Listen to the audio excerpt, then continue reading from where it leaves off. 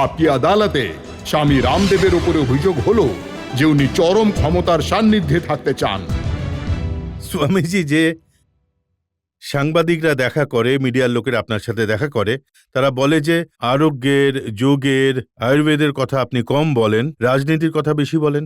যদি এই দেশের ভেতরে যা ঘটে যাচ্ছে সেই সম্পর্কে যদি আমি প্রতিক্রিয়া দিই, তাহলে আমি কোনোভাবেই ভাবতেই পারি না যে আমি কোনো রকম পাপ বা অপরাধ করে ফেলেছি বা কোনো রাজনীতি করে ফেলেছি। আমি একটা কথা এখনো বলে দিচ্ছি, আমি এখনো পর্যন্ত কোনো রাজনৈতিক পার্টির সদস্য নই, আমি কোনো রাজনৈতিক পার্টির মিটিংয়ে কখনো যাইনি, এবং ভবিষ্যতেও আমার এটাই সংকল্প, আমি কোনো রাজনৈতিক পার্টির সঙ্গে যুক্ত নই, এবং ইন ফিউচার যতদিন আমার জীবনে প্রাণ থাকবে আমি কোনোদিন রাজনৈতিক পার্টির সাথে যুক্ত হব না, এটা আমি প্রতিজ্ঞা করলাম। বলছেন যে কোনো রাজনৈতিক দলে আপনি জয়েন করবেন না, তো নিজেই পার্টি বানাবেন? আসল ব্যাপারটা হলো, আমি নিজের প্রতিক্রিয়া যখন শক্তির সঙ্গে দিয়ে থাকি না, কোনো কথা যখন মানুষের জোরের সাথে বলে এবং তাতে যখন কোনো কিছু প্রভাবিত হয়ে যায়, তো মানুষ ভীত হয়ে পড়ে। তো কিছু রাজনৈতিক লোকও চিন্তা করে যে বাবা রামদেব যদি এসে যায় তাহলে মামলা কি হবে। ওটা তাদের ভ্রম, এমনভাবে কারোর ভাবা উচিতই নয়। বিশেষ করে এই ভ্রম এই কারণে তৈরি হয়েছে যখন আপনি ঠিক করেছেন যে হরিদ্বারের বদলে আপনি দিল্লিতে আশ্রম বানাবেন। যোগ একটা খুব বড় সমাধান হতে পারে সারা পৃথিবীকে নিরোগ করার জন্য, এবং তার জন্য একটা আপনার বিশাল কেন্দ্র চাই। তো হয়তো সেই বড় কেন্দ্রটা দিল্লিতে অবশ্যই হতে পারে। বা আর আপনি ভাষণে মানুষকে বলেছেন ভারতের কত টাকা সুইস ব্যাংকের অ্যাকাউন্টে জমা আছে? প্রায় ৪৮ লক্ষ কোটি টাকা হিন্দুস্তানের সুইস ব্যাংকের ভেতরে জমা রয়েছে, যেটা প্রায় ৩৭টা ব্যাংকে আছে। এটা গভর্নমেন্টের রিপোর্টে কথা বলা হয়েছে। এই ৩৭টা যে আছে না, যাতে আমি বলছি ৪৮ লক্ষ কোটি টাকা সেখানে জমা আছে, এটা ছাড়াও দেশ থেকে যে লুট করে নিয়ে যাওয়া সম্পত্তি পর্তুগাল, ইংল্যান্ড এবং হল্যান্ডে যে আর্কাইভ এবং মিউজিয়ামের ভেতরে জমা রয়েছে, সেটাও প্রায় ৫০ লক্ষ কোটি টাকার কাছাকাছি। সব মিলিয়ে প্রায় ১ লক্ষ কোটি টাকা হবে। দেশের ১ বছরের বাজেট প্রায় ৪.৫ লাখ কোটি টাকার হয়ে থাকে। এভাবে যদি সেই সম্পত্তি এই হিন্দুস্তানে আনা হয়, তাহলে ২৫ বছর পর্যন্ত কোনো ট্যাক্স ছাড়াই চলতে পারে। আপনি বলবেন স্বামীজি দিবা স্বপ্ন দেখছেন, এমন হয়েছে। ফিলিপিন্সের ভেতরে জেরে আমাদের প্রতিবেশী দেশ পাকিস্তানেও এটা হয়েছে। আমাদের দেশেও যতটা কালো টাকা সুইস ব্যাংকে জমা রয়েছে সেটা ফেরত আসা অবশ্যই উচিত। স্বামীজি যদি আপনার কথা অর্থমন্ত্রী শোনেন, তাহলে আপনাকে বলবে যে আপনি যোগ শেখান, কেন এই ব্যাপারে নাক না, গলাচ্ছেন? একটা কথা আমি বলছি, এই দেশের টাকা, এটা ওনার টাকা তো নয়, এটা অর্থমন্ত্রীর টাকা নয়, এটা সাংসদের টাকা নয়, এটা দেশের টাকা। এটা তো সরকারের কাজ, এটা সাধু সন্ন্যাসীদের কাজ তো নয়।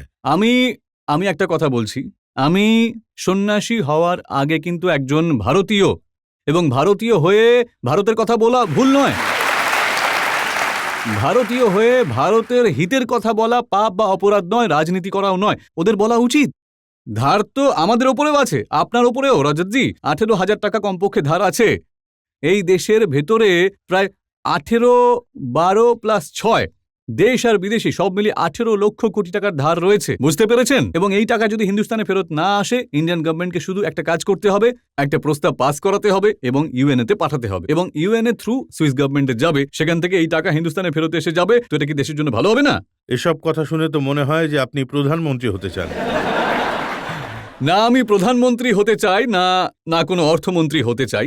আমি একটা কথা বলতে চাই, এগুলো ফ্যাক্ট কি না ভুল বলছি আমি? এখন প্রথম কথা হলো, এটা যদি ফ্যাক্টই হয়, তাহলে তো এখানে যতজন মানুষ বসে আছেন, তো বলুন এই কথাটা ওঠা উচিত কিনা? আপনারাই বলুন। ওঠা উচিত, এই দেশের লোকেরা মানছে। এবং আপনার এই কথাটা অর্থমন্ত্রীকে প্রশ্ন করা উচিত যে আপনি তো ঋণ নিয়ে আসছেন, যত মাল্টিন্যাশনাল কোম্পানিকে আপনি এখানে ডাকছেন, ভিক্ষা চাওয়ার মতো দেশকে ভিখারিদের পংক্তিতে দাঁড় করিয়ে দিয়েছেন। যদি এই দেশের টাকা ফেরত আনা যায়, তাহলে একই দিনে আমাদের দেশ বিশ্বের সব থেকে বড় আর্থিক শক্তি হয়ে উঠতে পারে, এবং আমেরিকা আমাদের সামনে হাত জোর করে দাঁড়িয়ে থাকবে, কারণ সব থেকে বড় ঋণগ্রস্ত দেশ হবে পৃথিবীর। এই দেশের দুর্দশা নিয়ে কি একজন সাধারণ মানুষের মতন আমার ভাবা উচিত নয়? সেই জন্য আমি বলি, এই রাষ্ট্রের জন্য প্রতিজন ভারতীয়র ভাবাটা উচিত, সে যে শ্রেণীরই হোক, সে সন্ন্যাসী হোক, গৃহস্থ হোক, তাতে কোনো তফাৎ পড়ে না। আমরা এই দেশের মাটিতে জন্মগ্রহণ করেছি, এই দেশের মাটির জন্য কথা বলা কোনো ভুল নয়। আপনি মাল্টিন্যাশনালের বিরোধী, আমেরিকার বিরুদ্ধে আপনি কটু কথা বলেন, নেতাদের বিরুদ্ধে বলেন, বাবাদের বিরুদ্ধেও বলেন। আপনার কোনো ভয় লাগে না? আমার আসলে মনে হয় যে আমি যতদিন এই পৃথিবীতে থাকব, ততদিন পৃথিবীর মানবিক শক্তি আমার কোনো ক্ষতি করতে পারবেই না, যতদিন আমার উপর ভগবানের হাত আছে। যখন আমি এই পথে চলা শুরু করি, তখন প্রথম থেকেই জানি যে এই পথ কাঁটায় ভরা হবে, কিন্তু তারপরও যখন এখন তো আমি এই কথাটা বলি যে যখন সমুদ্রে ঘর বেঁধেছি তখন শিশিরে কে ডরায়। প্রথম থেকেই মেনে নিয়েছি এবং মেনে নিয়েই আমি দেশের স্বার্থে যা আমার ভালো লাগে আমি সেটা বলে থাকি, এবং রাষ্ট্রের স্বার্থে বলা পাপ অথবা অপরাধ নয়, বরং রাষ্ট্র স্বার্থ যখন সংকটে তখন মৌন থাকা পাপ এবং অপরাধ।